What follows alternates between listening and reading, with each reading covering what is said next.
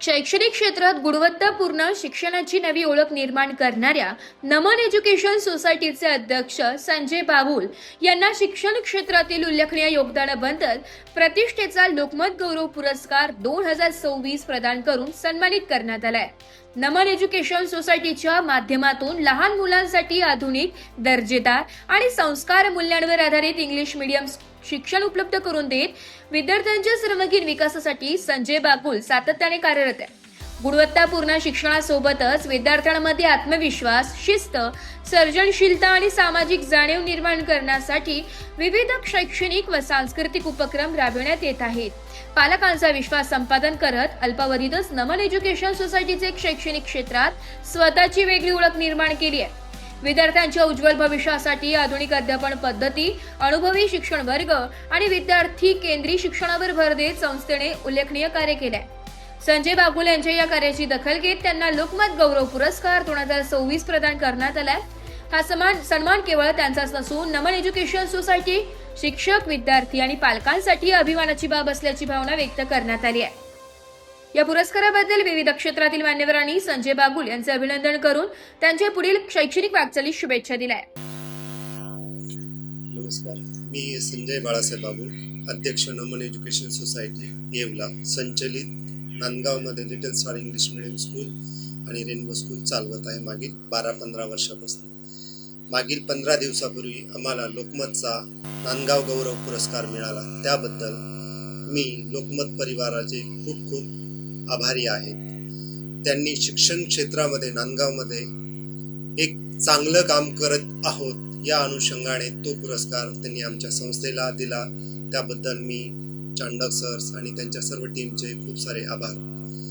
हा पुरस्कार मिळाल्यानंतर आपल्याला एक शाबासकीची थाप मिळाली आणि काम करण्यासाठी अजून खूप छान हुरूप आला असं मी समजतो। सर्वप्रथम पुन्हा मी गुरुपौर्णिमेच्या सर्वांना खूप साऱ्या शुभेच्छा देतो। आज आमच्या शाळेत गुरुपौर्णिमा खूप मोठ्या उत्साहात आणि आनंदात साजरी झाली, त्याबद्दल मी सर्वांचे आभार मानतो। तसेच नाशिक लोकशाही न्यूज यांचे पण मी आभार मानतो। त्यांनी नाशिकमधून येऊन आज नांदगावमध्ये आमची प्रत्यक्ष भेट घेतली। दोघं टीमचे, दोघं मान्यवरांचे मी आभार मानतो। धन्यवाद आणि त्यांना गुरुपौर्णिमेच्या शुभेच्छा देतो।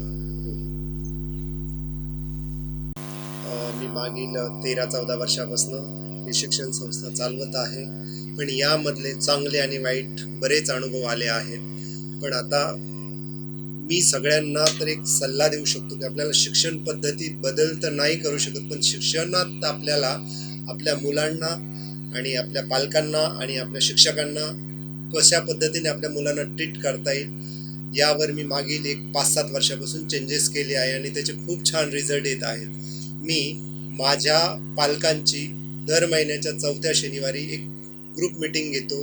तशीच दर 15 दिवसांनी आमची विद्यार्थ्यांची एक मीटिंग होते आणि त्यावर आम्ही डिस्कशन करतो की आत्ता आपल्याला आपल्या अभ्यासाच्या निगडीत कसं करावं लागेल। आम्ही साधारण 5वी ते 10वीच्या मुलांना दिवसाला 3 ते 4 तास अभ्यास करण्याचं एक लिमिटेशन दिलेलं आहे। 5 तास शाळा आहे आणि 3 तास अभ्यास आहे आणि 1 ते 5 मध्ये सरासरी 2 ते 2.5 तास अभ्यास करण्याची सिस्टम दिलेली आहे। आई वडिलांनाही आम्ही अशा सूचना दिलेल्या आहे की दररोज आपण आपल्या पाल्याचा किमान 15 मिनिटं ते 1 तास तरी त्याबरोबर बसून आपण घालवा, की जेणेकरून तुम्हाला कळेल की मुलाला शाळेत शिक्षकांनी काय शिकवले आणि आपल्या मुलाची प्रगती कशी आहे। हे कॉन्व्हर्सेशन आम्ही 15 दिवसाला, महिन्याला फिक्स आमच्या शाळेमार्फत, आमच्या शिक्षकांमार्फत राबवत असतो। ब्युरो रिपोर्ट, नाशिक लोकशाही न्यूज, नाशिक।